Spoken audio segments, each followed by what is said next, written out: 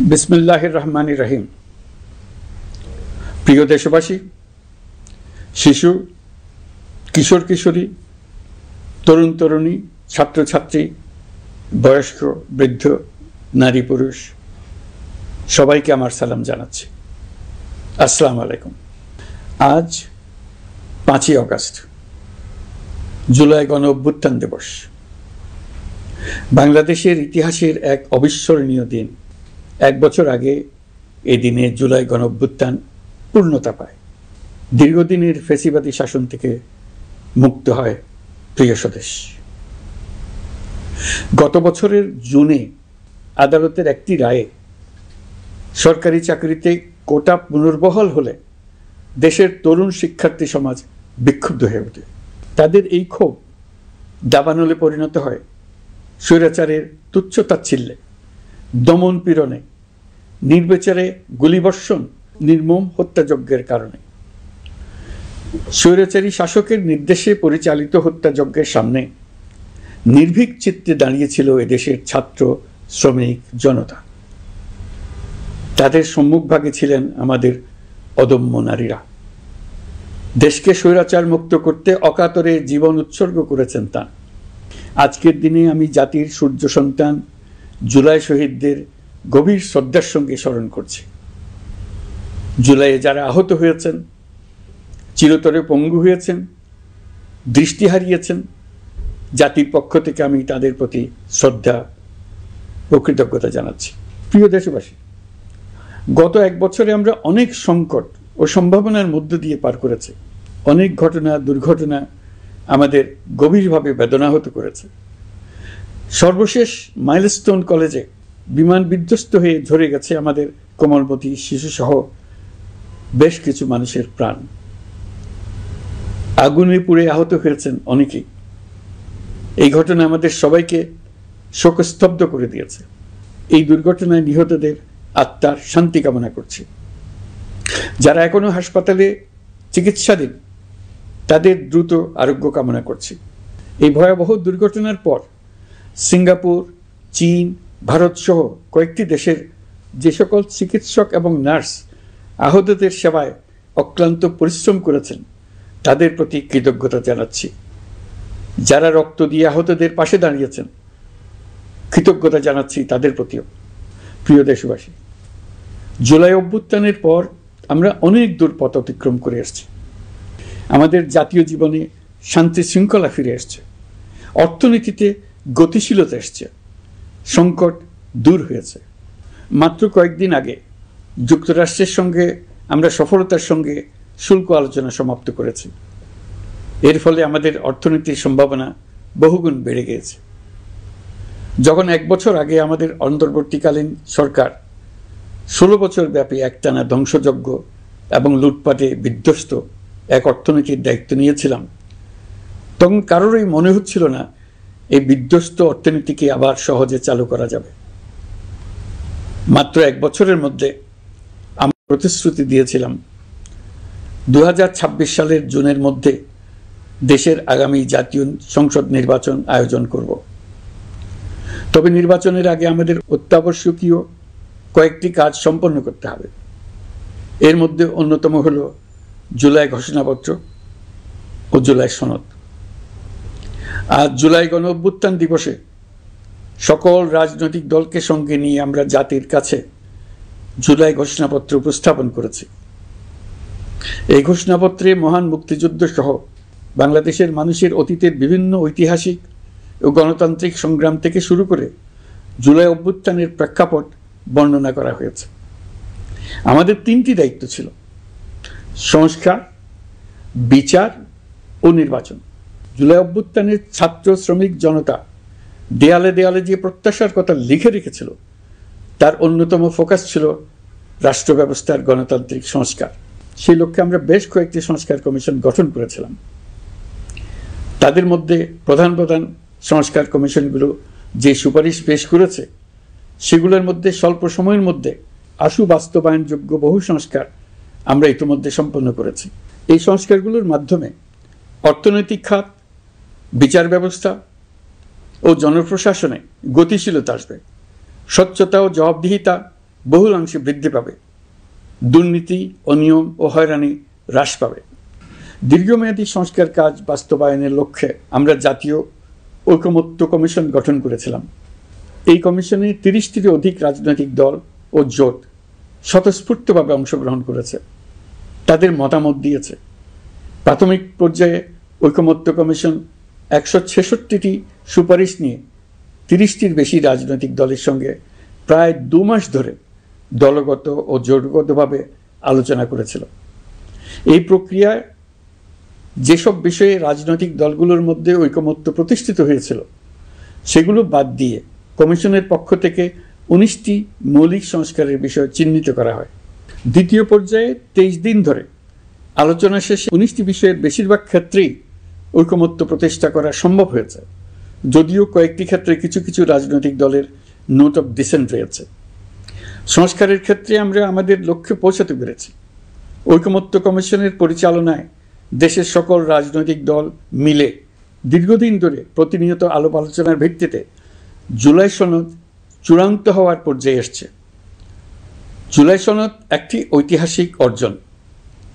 এটা শুধু আমাদের রাজনৈতিক ইতিহাসে নয়, বৃহত্তর পরিমণ্ডলের রাজনৈতিক ইতিহাসেও স্মরণীয় হয়ে থাকবে। দলিল তো স্মরণীয় হয়ে থাকবেই, এটা রচনার প্রক্রিয়াও স্মরণীয় হয়ে থাকবে। এই দলিল প্রণয়নের জন্য আমি সকল রাজনৈতিক দলের নেতৃবৃন্দকে এবং ঐকমত্য কমিশনের সদস্যবৃন্দকে, বিশেষ করে এই উদ্যোগের নেতৃত্ব দানকারী প্রফেসর আলী রিয়াজকে জাতির পক্ষ থেকে অশেষ কৃতজ্ঞতা ও ধন্যবাদ জানাচ্ছি। রাজনৈতিক দলের প্রতিনিধিরা অত্যন্ত সৌহার্দ্যপূর্ণ পরিবেশে আলোচনায় অংশ নিয়েছেন। মতপার্থক্য থাকা সত্ত্বেও সকল রাজনৈতিক দলের মধ্যে ঐকমত্য তৈরির চেষ্টা ছিল। আমরা আশা করছি এই ঐকমত্যের ভিত্তিতে অচিরে রাজনৈতিক দলগুলি জুলাই সনদে স্বাক্ষর করবে এবং এর বাস্তবায়নেও ঐকমত্যে পৌঁছাবে। জুলাই সনদ বাংলাদেশে সুষ্ঠুভাবে ক্ষমতা হস্তান্তর, জবাবদিহিমূলক রাষ্ট্রীয় প্রতিষ্ঠানগুলোর স্বাধীনতা ও সক্ষমতা, নাগরিক অধিকারের সত্যিকারের বাস্তবায়ন, রাষ্ট্রীয় সম্পদ ও সামর্থ্যের ব্যবস্থাপনা নিশ্চিত করবে। আমাদেরকে নিশ্চিত করতে হবে ভবিষ্যতের কোনো সরকারই যেন আর ফ্যাসিস্ট হয়ে উঠতে না পারে। রাষ্ট্রকে এমনভাবে মেরামত করতে হবে যাতে কখনো কোথাও ফ্যাসিবাদের লক্ষণ পাওয়া গেলেই সেটিকে যেন তাৎক্ষণিকভাবে সেখানেই নির্মূল করা যায়, আর যেন 16 বছরের জন্য অপেক্ষা করতে না হয়, বহু মানুষকে প্রাণ দিতে না হয়, আমাদের যেন আরেকটি গণ অভ্যুত্থানের প্রয়োজন না হয়। জুলাই আগস্টের মানবতা বিরোধী অপরাধ মামলায় বিচার কাজ দৃঢ়ভাবে এগিয়ে চলেছে। বিচারের আনুষ্ঠানিক শুনানি পর্বও শুরু হয়েছে। ইতিহাসের নির্মম হত্যাযজ্ঞে যারা জড়িত তাদের বিচার এদেশের মাটিতে হবেই। বিচার প্রক্রিয়া ও এর ফলাফল ক্রমান্বয়ে মানুষের কাছে প্রকাশিত হতে থাকবে। বিচারের পুরো প্রক্রিয়া দেশবাসীর কাছে স্বচ্ছ ও দৃশ্যমান রাখা হচ্ছে। এবার আমাদের সর্বশেষ দায়িত্ব পালনের পালা, নির্বাচন অনুষ্ঠান। আজ এই মহান দিবসে আপনাদের সামনে এই বক্তব্য রাখার পর থেকেই আমরা আমাদের সর্বশেষ এবং সবচেয়ে গুরুত্বপূর্ণ অধ্যায়ে প্রবেশ করব। আমরা এবার একটা নির্বাচিত সরকারের কাছে দায়িত্ব হস্তান্তরের প্রক্রিয়া শুরু করব। অন্তর্বর্তী সরকারের পক্ষ থেকে আমি প্রধান নির্বাচন কমিশনারের কাছে চিঠি পাঠাবো যেন নির্বাচন কমিশন আগামী রমজানের আগে 2026 সালের ফেব্রুয়ারি মাসে জাতীয় নির্বাচন অনুষ্ঠানের আয়োজন করেন। আপনারা সকলেই দোয়া করবেন যেন সুন্দরভাবে নির্বাচন অনুষ্ঠান করে এদেশের সকল নাগরিক একটি নতুন বাংলাদেশ গড়ার কাজে সফলভাবে এগিয়ে যেতে পারে। আমরা সরকারের পক্ষ থেকে এই নির্বাচন যাতে সুষ্ঠু, শান্তিপূর্ণ এবং উৎসবমুখরভাবে সম্পন্ন করা যায় সেজন্য সকল প্রকার সাহায্য সহযোগিতা প্রদান করব। এবারের নির্বাচন যেন আনন্দ উৎসবের দিক থেকে, শান্তি শৃঙ্খলার দিক থেকে, ভোটার উপস্থিতির দিক থেকে, সৌহার্দ্য ও আন্তরিকতার দিক থেকে দেশের ইতিহাসে স্মরণীয় হয়ে থাকে। সেই জন্য সকল আয়োজন সম্পন্ন করতে আগামীকাল থেকে আমরা সকলেই মানসিক প্রস্তুতি ও প্রাতিষ্ঠানিক আয়োজন শুরু করব। নির্বাচনে ভোটারদের সম্পর্কে দুই একটা কথা বলতে চাই। এবার আমরা প্রবাসী ভোটারদের ভোট দেওয়ার আয়োজন নিশ্চিত করতে চাই। অর্থনৈতিক দিক থেকে সম্পূর্ণ বিধ্বস্ত বাংলাদেশ যে আবার দ্রুত ঘুরে দাঁড়াতে পেরেছে, তার বড় কারণ হলো আমাদের রেমিটেন্স যোদ্ধাদের ঐতিহাসিক অবদান। নির্বাচনে তাদের অংশগ্রহণ নিশ্চিত করার জন্য নির্বাচন কমিশন প্রস্তুতি নিচ্ছে। নারী ভোটাররা যেন দেশের সর্বত্র নির্দ্বিধায় আনন্দোৎসাহ সহকারে তাদের ভোট দিতে পারে, এটা নিশ্চিত করতে চাই। এবার যেন কেন্দ্রে কেন্দ্রে নারী ভোটারদের ঢল নামে, আমরা সেই লক্ষ্যে সমস্ত ব্যবস্থা গ্রহণ করব। দেশের মানুষের ভোটাধিকার কেড়ে নেবার কারণে গত 15 বছর ধরে নাগরিকবৃন্দ ভোট দিতে পারেনি। এবারের নির্বাচনে আমরা আমাদের বকেয়া আনন্দ সহ মহা আনন্দে ভোট দিতে চাই। এবারের নির্বাচনে জীবনে প্রথমবার ভোট দিতে যাবে এরকম ভোটাররা নানা উৎসবের মধ্য দিয়ে ভোট কেন্দ্রে যাবে, তাদের এই দিনটি স্মরণীয় করে রাখার জন্য। এর মধ্যে নতুন নারী ভোটার থাকবে, নতুন পুরুষ ভোটার থাকবে, এর মধ্যে এমন ভোটার থাকবে যারা 15 বছর আগে থেকেই ভোট দিতে পারত কিন্তু জীবনে একবারও ভোট দিতে পারেনি। এর মধ্যে আসবে যারা 10 বছর আগে, 5 বছর আগে ভোট দিতে পারত কিন্তু পারেনি। আর আসবে ভাগ্যবান ও ভাগ্যবতীর দল, যারা এই প্রথমবার ভোটার হওয়ার যোগ্যতা লাভ করলো এবং সঙ্গে সঙ্গে ভোট দেওয়ার সুযোগও পেয়ে গেল। নির্বাচনের দিনকে আমরা ঈদের উৎসবের মতো করতে চাই। এবারের ভোটের আনন্দ থাকবে সবার মধ্যে। আপনারা সবাই বাচ্চা কাচ্চাদের নিয়ে ভোট কেন্দ্রে যাবেন। নাগরিক অধিকার প্রয়োগের মহা আনন্দ পরবর্তী বংশধরদের কাছে তুলে ধরার জন্য এখন থেকে প্রতিদিন আলাপ আলোচনা করুন। আপনার এলাকায় ভোটদান ব্যবস্থা কেমন হলে সুন্দর হয়, কেমন হলে আনন্দমুখর হয়, সেটা আগে থেকে ঠিক করার জন্য। নতুন বাংলাদেশ গড়ার কাজের ভিত্তি রচনা হবে এবারের নির্বাচনে, তার জন্য প্রস্তুতি নিন। প্রিয় দেশবাসী, দেশের ইতিহাসে এখন পর্যন্ত যতগুলো বড় সংঘাত, সহিংসতার ঘটনা ঘটেছে তার সবগুলোর নেপথ্য কারণ ছিল ত্রুটিপূর্ণ নির্বাচন। ত্রুটিপূর্ণ নির্বাচনের মধ্য দিয়ে কোনো দল যদি গায়ের জোরে নির্বাচিত হয়ে ক্ষমতায় আসে, তার চূড়ান্ত পরিণতি কি তার জুলাই অভ্যুত্থান আমাদের দেখিয়ে দিয়েছে। আমরা ইতিহাসের কলঙ্কিত কোনো অধ্যায়ের পুনরাবৃত্তি আর করতে চাই না। আপনারা প্রত্যেকেই অবগত আছেন, একটা গোষ্ঠী নির্বাচনকে বাধাগ্রস্ত করার জন্য উন্মুখ হয়ে আছে। তারা দেশের গণতান্ত্রিক অগ্রযাত্রাকে ব্যাহত করতে দেশের বাইরে বসে ভেতরে থেকে নানা অপচেষ্টায় লিপ্ত রয়েছে। আমাদেরকে অবশ্যই খেয়াল রাখতে হবে তারা যেন নির্বাচনকে সংঘাতময় করে তোলার কোনো রকমের সুযোগ না পায়। মাথায় রাখবেন, পরাজিত শক্তি নির্বাচনের আগ পর্যন্ত বারবার মাথাচাড়া দিয়ে ওঠার চেষ্টা করবে, কিন্তু একটি অবাধ, সুষ্ঠু, নিরপেক্ষ নির্বাচন সফলভাবে আয়োজন করা গেলে অপশক্তির পরাজয় চূড়ান্ত হবে। নির্বাচন সংক্রান্ত বিষয়ে প্রতিনিয়ত পরামর্শ নেওয়ার জন্য আমরা প্রযুক্তির সাহায্য নেব। এই জন্য একটি অ্যাপ তৈরির উদ্যোগ নিচ্ছি। দ্রুত এই অ্যাপটি চালু হবে।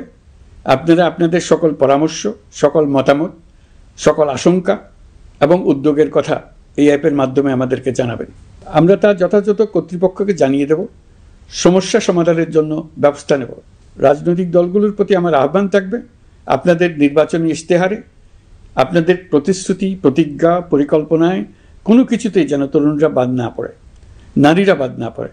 মনে রাখবেন, যে তরুণ তরুণীরা বাংলাদেশকে বদলে দিয়েছে তারা বিশ্বকেও বদলে দেওয়ার ক্ষমতা রাখে। আপনার দল থেকে তাদেরকে সেই সুযোগ দেওয়ার উদ্যোগ নেন।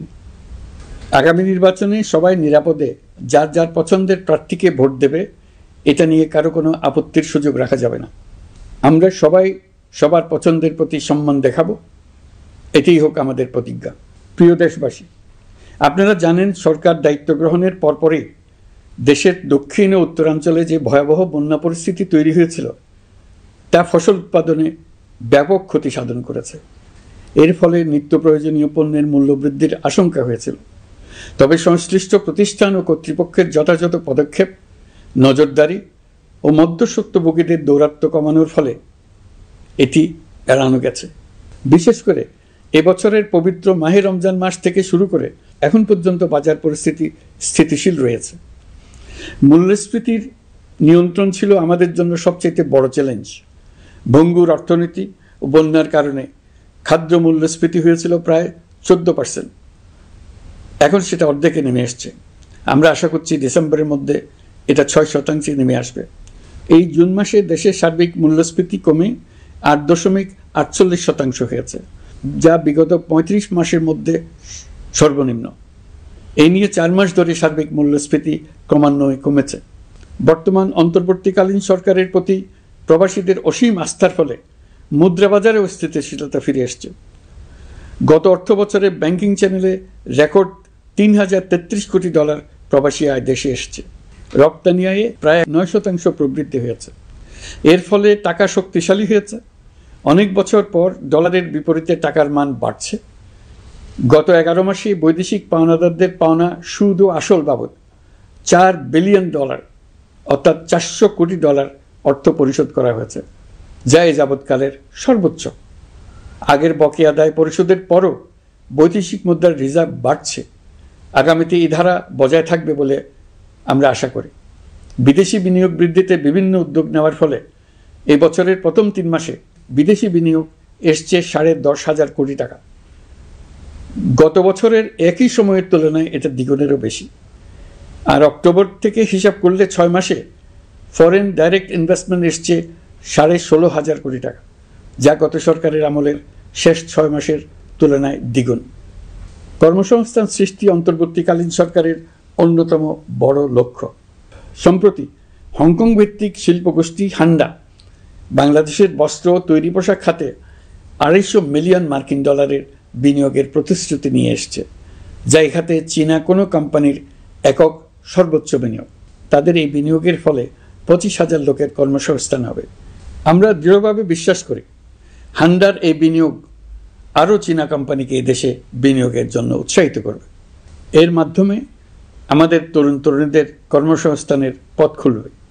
গত 16 বছরে দেশ থেকে যে বিপুল পরিমাণ অর্থ পাচার হয়ে গিয়েছে, আমরা সেটা ফিরিয়ে আনার উদ্যোগ নিয়েছি।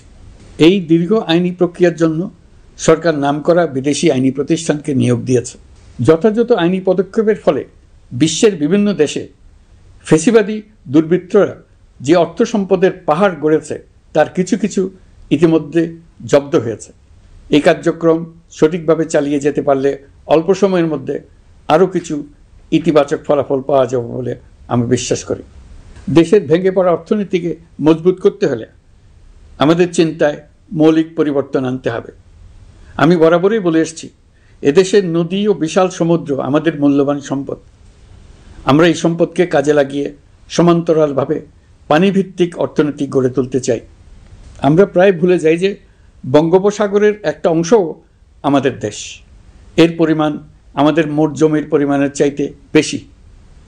আমরা প্রায় সবসময় জমিভিত্তিক আমাদের অর্ধেক দেশ নিয়ে মাথা ঘামাই, বাকি পানিভিত্তিক অর্ধেক দেশকে হিসাবেই ধরি না, কারণ আমরা ওই অংশে বসবাস করি না। আমরা তো হাওর বাওরেও বসবাস করি না, তাই বলে তো তাকে হিসাবের বাইরে রাখেন। এখন থেকে আমাদের অংশের বঙ্গোপসাগরকে আমরা আমাদের দেশের মূল্যবান অংশ, এই কথা সবসময় মাথায় রেখে অগ্রসর হব। এই অংশের পানির উপর দিয়ে দেশ বিদেশের সঙ্গে আমরা বাণিজ্য করব, তার মাধ্যমে আমরা পুরো পৃথিবীকে আমাদের প্রতিবেশী বানাবো। এই পানির মধ্যে আছে অফুরন্ত সম্পদ, মৎস্য সম্পদ, যা প্রতি বছর ফসল দেয়। এই পানির নিচে আছে অফুরন্ত গ্যাস। এর সব কিছুকে নিয়েই প্রতিনিয়ত আমাদের চিন্তাভাবনাকে চালিত করতে হবে। বর্তমান সরকার চট্টগ্রাম বন্দর ব্যবস্থাপনাকে নতুন করে সাজানোর উদ্যোগ নিয়েছে। সরকার সম্প্রতি বাংলাদেশ নৌবাহিনী পরিচালিত ড্রাই ডক লিমিটেডকে নিউ মুরিং টার্মিনাল কন্টেনার হ্যান্ডলিংয়ের দায়িত্ব দিয়েছে। তারা কাজ শুরু করা মাত্রই কিছু ইতিবাচক পরিবর্তন এসছে। প্রথম 2 সপ্তাহে দেখা গেছে আগের তুলনায় প্রতিদিন গড়ে 225টি বেশি কন্টেইনার হ্যান্ডলিং হচ্ছে। এই বন্দরকে আধুনিকভাবে গড়ে তোলা গেলে তা শুধু বাংলাদেশের অর্থনীতিতেই ভূমিকা রাখবে না, নেপাল, ভুটান সহ পার্শ্ববর্তী অঞ্চলের অর্থনীতিতে ইতিবাচক ভূমিকা রাখতে সক্ষম হবে। বিনিময়ে তারাও উপকৃত হবে, আমরাও উপকৃত হব। আমাদের উপকূল অঞ্চল অফুরন্ত সম্ভাবনার আধার। কুমিরা থেকে টেকনাফ পর্যন্ত নানা বন্দরের কর্মচাঞ্চল্যে সমগ্র উপকূল অঞ্চলকে দক্ষিণ এশিয়ার একটি গুরুত্বপূর্ণ অর্থনৈতিক প্রাণকেন্দ্র হিসেবে প্রতিষ্ঠা করবে। এই পুরো অঞ্চলে অনেকগুলো শিল্পাঞ্চল গড়ে উঠবে শুধু সমুদ্রের সান্নিধ্য এবং তার ব্যবহারের দক্ষতার কারণে। সমুদ্র উপকূলীয় অঞ্চলের সম্পদ ও পরিবেশের টেকসই ব্যবহার নিশ্চিত করতে আমাদের বন্ধু দেশগুলোর সঙ্গে আলোচনা শুরু করেছি, তারা উৎসাহ সহকারে সাড়া দিয়েছেন। গভীর সমুদ্রকে আমরা এখনও আমাদের কল্যাণে কাজে লাগাতে পারিনি। একে কেন্দ্র করে আমরা মাছ পালন, আহরণ ও প্রক্রিয়াজাতকরণের শিল্প গড়ে তুলতে কাজ শুরু করেছি। এতে করে লক্ষ লক্ষ মানুষের কর্মসংস্থান হবে, আমাদের অর্থনীতি নতুন শক্তিতে বলীয়ান হবে। প্রিয় দেশবাসী, প্রবাসী বাংলাদেশিদের জন্য ভিসা সংক্রান্ত জটিলতা দূর করতে আমরা গভীরভাবে কাজ করে যাচ্ছি। বাংলাদেশি নাগরিকদের জন্য আরব আমিরাত পুনরায় ভিসা চালু করেছে। মালয়েশিয়া কর্তৃপক্ষ বাংলাদেশি কর্মীদের জন্য প্রথমবারের মতো মাল্টিপল এন্ট্রি ভিসা চালু করেছে। অন্যান্য দেশের সঙ্গেও ভিসা জটিলতা কীভাবে কমিয়ে আনা যায় এ নিয়ে আমরা কাজ করে যাচ্ছি। আগামী 5 বছরে জাপানে অন্তত 1 লক্ষ বাংলাদেশি তরুণদের পাঠানোর প্রস্তুতি শুরু করেছি। তরুণদের সেখানে পাঠানোর জন্য বিশেষ প্রশিক্ষণ, অন্যান্য ব্যবস্থাও আমরা নিতে শুরু করেছি। এর পাশাপাশি আমরা ইতালি, দক্ষিণ কোরিয়া, সার্বিয়া সহ বিভিন্ন দেশে দক্ষ কর্মীদের পাঠানোর উদ্যোগ নিয়েছি। সৌদি আরব, জর্ডান, ওমান সহ বিভিন্ন দেশে নথিপত্রের কারণে যে প্রবাসীরা ইরেগুলার হয়ে গিয়েছিলেন তাদেরকে রেগুলারাইজ করার জন্য ব্যবস্থা নিয়েছে। আমরা বিভিন্ন দেশের সঙ্গে বিদ্যমান চুক্তিগুলোকে পর্যালোচনা করে দেখছি যাতে আমাদের প্রবাসী ভাই বোনদের জন্য সেগুলো স্বস্তিদায়ক হয়। দেশে এবং দেশের বাইরে বাংলাদেশের নাগরিকরা যে যেখানে অবস্থান করছে তারা যাতে সব ধরনের নাগরিক সুবিধা পান, আমরা সেই বিষয়ে উদ্যোগ নিয়েছি। চলতি বছর আমাদের নানা উদ্যোগের ফলে প্রায় 87,000 বাংলাদেশি সুষ্ঠুভাবে হজ পালন করতে পেরেছেন। হজের ব্যয়ও অন্যান্য বছরের তুলনায় আমরা কমিয়ে আনতে পেরেছি। হাজিরা যাতে নির্বিঘ্নে হজ সম্পন্ন করতে পারে সেজন্য লাব্বায়েক নামে অ্যাপ চালু করেছে, যার মাধ্যমে ঘরে বসেই হাজিদের আত্মীয় স্বজন, পরিবার পরিজন তাদের অবস্থান প্রতি মুহূর্তে জানতে পেরেছেন। এই বছর দক্ষিণ এশিয়ার অন্যান্য দেশগুলোতেও আমাদের হজ ব্যবস্থাপনা প্রশংসিত হয়েছে। আগামী বছরের হজ ব্যবস্থাপনা যেন আরও নির্বিঘ্নে সম্পন্ন করা যায় সেজন্য মন্ত্রণালয় এখন থেকেই প্রস্তুতি নিতে শুরু করেছে। প্রিয় দেশবাসী, জুলাই গণঅভ্যুত্থানে তরুণ শিক্ষার্থীদের পাশে ঢাল হয়ে দাঁড়িয়েছিলেন আমাদের বাবা মা ও শিক্ষকরা। আমাদের বাবা মায়েরা তাদের সন্তানকে বহু কষ্টে বড় করে বিশ্ববিদ্যালয়ে পাঠায়। লেখাপড়া শেষ করে অনেক ছাত্র অসুস্থ হয়ে বের হয়। এর কারণ আবাসিক হলের নোংরা পরিবেশ, খাবারের নিম্নমান, তার উপর দলীয় সন্ত্রাসীদের দমনপীড়ন। বিশ্ববিদ্যালয়ে পড়াশোনার পরিবর্তে প্রতিদিন শিক্ষার্থীদের জোর করে রাজনৈতিক দলের প্রোগ্রামে নিয়ে যাওয়া হতো। প্রশাসন ও শিক্ষকরা সবই জানতেন, অথচ কেউ এটি থামাতে পারেননি, চেষ্টাও করেননি। কারণ শিক্ষকদের একটি বড় অংশ প্রমোশনের জন্য, সুবিধার জন্য দলীয় রাজনীতিতে জড়িত ছিলেন, নিপীড়কের ভূমিকায় ছিলেন। প্রতিটি বিশ্ববিদ্যালয়ের আবাসিক হলগুলোতে দলীয় সন্ত্রাসীদের নিয়ন্ত্রণ আর অমানসিক নির্যাতন চলত। সেখানে গড়ে তোলা হয়েছিল টর্চার সেল।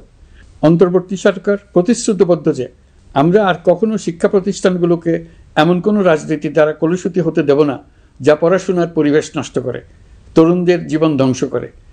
বাবা মায়েদের যেন সন্তানকে বিশ্ববিদ্যালয়ে পড়তে পাঠিয়ে আর কখনো শঙ্কায় থাকতে না হয়।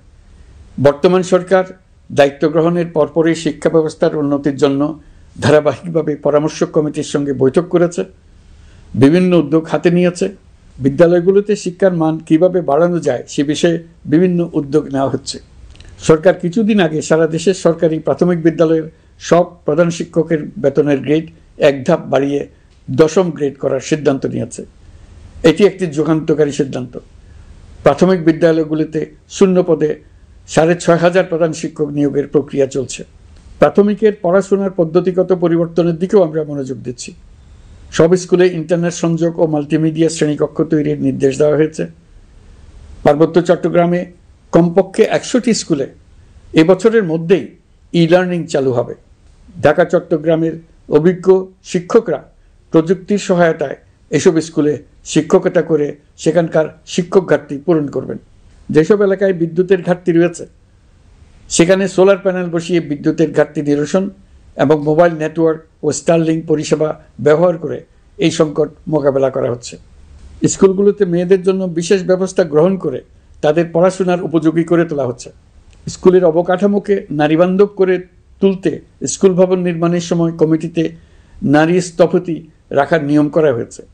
আমাদের লক্ষ্য হলো স্কুল ভবনের ডিজাইন থেকে শুরু করে পড়াশোনার পরিবেশ চিন্তাভাবনায় মেয়েদেরকে বিশেষভাবে গুরুত্ব দেওয়া, যাতে তারা ব্যক্তিগত নিরাপত্তা ও স্বাস্থ্যের দিক থেকে স্বস্তিদায়ক পরিবেশে পড়াশোনা করতে পারে। প্রিয় দেশবাসী, জুলাই গণ অভ্যুত্থানে শহীদ ও আহত যোদ্ধাদের জন্য আমরা নিরলসভাবে কাজ করে যাচ্ছি। এখন পর্যন্ত 775টি শহীদ পরিবারকে প্রায় 100 কোটি টাকার সঞ্চয়পত্র ও মাসিক ভাতা বাবদ ব্যাংক চেক দেওয়া হয়েছে। অবশিষ্ট যারা আছেন তাদেরও কয়েকটি আইনগত বিষয় নিষ্পত্তি সাপেক্ষে সঞ্চয়পত্র দেওয়ার প্রক্রিয়া চলছে। এর পাশাপাশি আহত 13,800 জন জুলাই যোদ্ধাকে 3টি ক্যাটাগরিতে নগদ টাকা ও চেক বাবদ 153 কোটি 4 লাখ টাকা প্রদান করা হয়েছে। 78 জন অতি গুরুতর আহত জুলাই যোদ্ধাকে সিঙ্গাপুর, থাইল্যান্ড, তুরস্ক এবং রাশিয়ার উন্নত চিকিৎসার জন্য পাঠানো হয়েছে এবং চিকিৎসা ব্যয় বাবদ এ পর্যন্ত প্রায় 100 কোটি টাকা ব্যয় হয়েছে। আহতদের পুনর্বাসনের জন্য সরকারের সবকটি মন্ত্রণালয়ের সম্মিলিত প্রচেষ্টায় বিভিন্ন ধরনের উদ্যোগ নেওয়া হচ্ছে।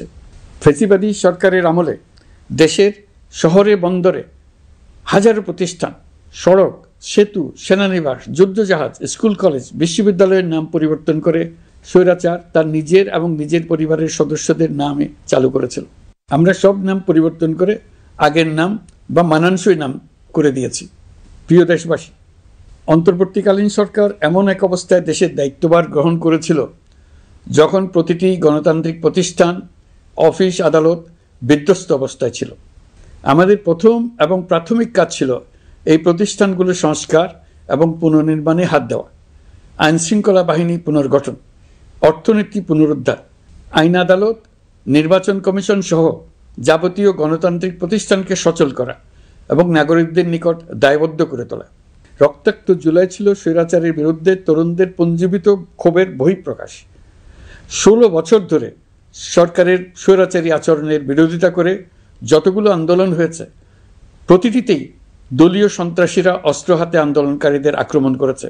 প্রতিটি আন্দোলনকেই দমন করার জন্য দলীয় সন্ত্রাসীরা সর্বোচ্চ আঘাত করেছে, যেখানে আইনশৃঙ্খলা বাহিনীকেও অংশ নিতে নির্দেশ দেওয়া হয়েছে অথবা দাঁড়িয়ে দর্শকের ভূমিকায় থাকতে বলা হয়েছে। একটি স্বাধীন বিচার বিভাগের জন্য অন্তর্বর্তী সরকার সংস্কার কাজ হাতে নিয়েছে। বিচার বিভাগীয় সংস্কার কমিশনের প্রস্তাবনা অনুযায়ী সুপ্রিম কোর্ট বিচারক নিয়োগ সহ যে সকল কাজ এই সরকার স্বল্প সময়ের মধ্যে করে যেতে পারবে সে সকল কাজের অধিকাংশ ইতিমধ্যে সম্পন্ন করা হয়ে গেছে, বাকি কাজ চলমান রয়েছে। স্বৈরাচার আমলে দলীয় বাহিনীতে পরিণত হওয়া ভঙ্গুর আইনশৃঙ্খলা বাহিনীকে নতুন করে গড়ে তোলার জন্য আমরা সর্বোচ্চ ব্যবস্থা নিয়েছি। আইনশৃঙ্খলা বাহিনী দ্বারা কোনো মানবাধিকার লঙ্ঘন যাতে না ঘটে সেই জন্য পুলিশ সদর দপ্তরে একটি সেল কার্যকর করা হয়েছে, যেখানে মানবাধিকার সহ পুলিশ সদস্যদের মাধ্যমে সংগঠিত যে কোনো অপরাধের বিষয়ে অভিযোগ করা যায়। এই সমস্ত সেল অন্যান্য আইন প্রয়োগকারী সংস্থার প্রধান কার্যালয়েও স্থাপন করা হচ্ছে। আসামিদের জিজ্ঞাসাবাদ হবে স্বচ্ছ কাচের ঘরে। হাজতখানায় বন্দীদের মানবিক সেবা নিশ্চিত করা হবে।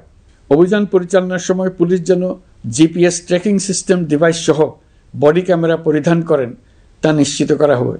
পুলিশ যেন আর কখনোই কোনো আন্দোলন দমনে প্রাণঘাতী অস্ত্র ব্যবহার করতে না পারে সেই ব্যবস্থা নেওয়া হয়েছে। বেআইনি সমাবেশে বল প্রয়োগের ক্ষেত্রে জাতিসংঘের স্বীকৃত 5টি ধাপ অনুযায়ী পুলিশ সদস্যদের প্রশিক্ষণ দেওয়া হচ্ছে। সব মিলিয়ে স্বরাষ্ট্র মন্ত্রণালয়ের পুলিশ সংস্কার কমিশনের প্রস্তাব অনুযায়ী 16টি সংস্কার কাজ সম্পন্ন হয়েছে। আরও 43টি সংস্কার কাজ সমাপ্ত হওয়ার পথে। দেওয়ানি আইন, নারী ও শিশু নির্যাতন দমন আইন সহ বিভিন্ন আইনগত সংস্কার সম্পন্ন হয়েছে। সম্প্রতি সরকার ফৌজদারি কার্যবিধি সংশোধন অধ্যাদেশ 2025 অনুমোদন করেছে। এর ফলে এখন থেকে কোনো ব্যক্তিকে আটকের পর 12 ঘন্টার মধ্যে যত দ্রুত সম্ভব পরিবারকে জানাতে হবে। আটককৃত ব্যক্তিকে আইনজীবীর সঙ্গে সাক্ষাতের সুযোগ দিতে হবে। গ্রেপ্তারকৃত ব্যক্তি রিমান্ডের পর অসুস্থ বা আহত হলে তাকে ডাক্তার কর্তৃক পরীক্ষা করতে হবে এবং আঘাতের কারণ নিশ্চিত হতে হবে। তার প্রয়োজনীয় চিকিৎসা দিতে হবে। এক্ষেত্রে পুলিশের দায় থাকলে আইনি ব্যবস্থা নেওয়ার বিধান যুক্ত করা হয়েছে। এই আইনের ফলে গ্রেফতার ও আটক নিয়ে মানুষের হয়রানি অনেক কমে আসবে, পুলিশের জবাবদিহিতা বাড়বে এবং বিচারের কাজ দ্রুততর হবে। পুলিশ সংস্কার কমিশনের সুপারিশ ছিল কোনো ব্যক্তি থানায় জিডি করতে গেলে অবশ্যই তা গ্রহণ করতে হবে। জিডি গ্রহণ করা ছাড়া থানা থেকে কোনো ব্যক্তিকে ফিরিয়ে দেওয়া যাবে না। এই সুপারিশের ভিত্তিতে সরকার সিদ্ধান্ত নিয়েছে দেশের সব থানায় অনলাইনে জিডি করা যাবে। এখন থানায় জিডি না নেওয়ার আর কোনো অভিযোগ থাকবে না। গণতান্ত্রিক চর্চার অন্যতম প্রধান শর্ত গণমাধ্যমের স্বাধীনতা। অতীত ইতিহাসের দিকে তাকালে দেখা যায় মুক্ত সাংবাদিকতার ক্ষেত্রে প্রথম এবং সবচেয়ে বড় বাধা হিসেবে কাজ করেছে সরকার। অন্তর্বর্তী সরকার এইসব বাধা অপসারণে বিভিন্ন উদ্যোগ নিয়েছে। আমরা সমালোচনাকে উন্মুক্ত করে দিয়েছি।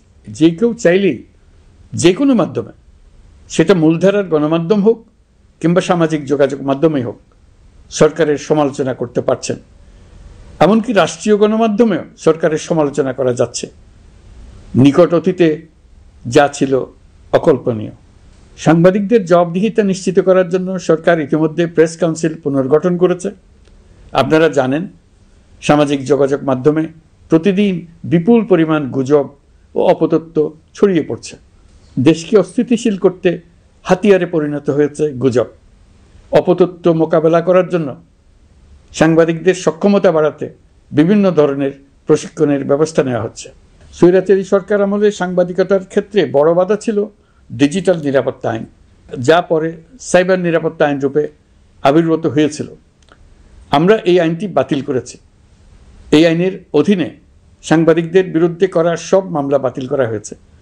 সংবাদ মাধ্যমের স্বাধীনতা নিশ্চিতকরণে এটি একটি বড় অগ্রগতি। নতুন যে আইন প্রণীত হয়েছে তাতে আগের আইনের নিবর্তনমূলক 9টি ধারা বাদ দেওয়া হয়েছে। আগের আইনের আওতায় করা 95% মামলায় এসব ধারায়। আমরা বিশ্বাস করি নতুন আইন প্রণয়নের পর সাংবাদিকদের আইনি হয়রানি বন্ধ হবে। গত বছর মানুষের প্রতিবাদকে স্তব্ধ করে দিতে ফ্যাসিবাদী সরকার ইন্টারনেট বন্ধ করে দিয়েছিল, যাতে গোপনে তারা দমন নিপীড়ন হত্যাকাণ্ড চালাতে পারে। অন্তর্বর্তী সরকার সাইবার সুরক্ষা আইন সংশোধন করে নতুন অধ্যাদেশে প্রথমবারের মতো ইন্টারনেটকে মৌলিক অধিকার হিসেবে অন্তর্ভুক্ত করেছে। সম্প্রতি আন্তর্জাতিক bandwidth real time internet traffic পরিবহনে 4 টেরাবাইট সেকেন্ডের মাইলফলক অতিক্রম করেছে বাংলাদেশ সাবমেরিন কেবলস পিএলসি। বাংলাদেশে ইন্টারনেট সেবার মান ভালো করতে সরকারের পক্ষ থেকে সর্বোচ্চ উদ্যোগ নেওয়া হয়েছে। প্রিয় দেশবাসী, আপনাদের আহ্বানে একটি ঐতিহাসিক সন্ধিক্ষণে আমরা দায়িত্বভার গ্রহণ করেছিলাম। জুলাই অভ্যুত্থানের সৃষ্ট নতুন বাংলাদেশের যে অভূতপূর্ব সম্ভাবনা জাগ্রত হয়েছে, তাকে এগিয়ে নিতে আপনারা আমাদেরকে দায়িত্ব দিয়েছিলেন। গত 12 মাস ধরে আপনাদের সবাইকে সাথে নিয়ে জুলাইয়ের দাবি পূরণের চেষ্টা করে যাচ্ছি। আসুন আজ জুলাই গণ অভ্যুত্থান দিবসে প্রতিজ্ঞাবদ্ধ হয়ে এই জাতিকে আমরা আর কখনো বিভক্ত হতে দেব না। আমরা সকল নাগরিকের প্রতি মর্যাদাশীল থাকব, তিনি যেই পরিচয়েরই হন না কেন। আমরা দৈনন্দিন জীবনে নানা ঘাত প্রতিঘাতে সাময়িকভাবে যদি পথভ্রষ্ট হয়েও পড়ি, প্রতি বছর জুলাই আমাদেরকে নতুন করে ঐক্যবদ্ধ হতে শক্তি যোগাবে। জুলাই তরুণদের উসিলায় জাতির আত্ম আবিষ্কারের মাস, ভুলভ্রান্তি শুধরে নেবার মাস, গর্তে পড়ে যাওয়ার প্রবণতা থেকে নিজেদেরকে রক্ষা করার মাস। জুলাই গ্রামে গঞ্জে, সরকারি বেসরকারি স্কুল কলেজে, বিশ্ববিদ্যালয়ে, ফসলের মাঠে, ঘরে বাড়িতে কিশোর কিশোরী তরুণ তরুণীদের কাছ থেকে তাদের আকাঙ্ক্ষাগুলো জেনে নেওয়ার মাস। নির্বাচন আসছে। যদি আপনি আপনার নির্বাচনী এলাকা থেকে দূরে বসবাস করেন, তবে এখন থেকে নিয়মিত নির্বাচনী এলাকা পরিদর্শন করুন, যাতে সেরা ব্যক্তিকে নির্বাচিত করতে আপনি প্রস্তুত হতে পারেন। যাদের তাজা রক্তের বিনিময়ে আমরা আমাদের এই অতি মূল্যবান অধিকার ফিরে পেলাম, ভোটটা দেওয়ার আগ মুহূর্তে যেন তাদের চেহারা আমাদের চোখে ভেসে ওঠে। ফেব্রুয়ারি বেশি দূরে নয়। নির্বাচন নিয়ে প্রস্তুতি নিতে নিতেই ভোটের দিন এসে পড়বে। বহু বছর আমরা কেউ ভোট দিতে পারিনি। এবার আমরা সবাই ভোট দেব, কেউ বাদ যাবে না। সবাই যেন বলতে পারি, নতুন বাংলাদেশ গড়ার পথে দেশকে রওনা করার জন্য আমি আমার ভোটটা দিয়েছিলাম। আমার ভোটেই দেশটা সে পথে রওনা হতে পেরেছিল।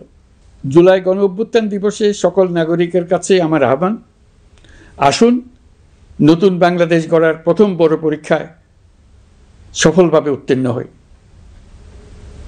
মহান আল্লাহ আমাদের সহায় হন। আল্লাহ হাফেজ।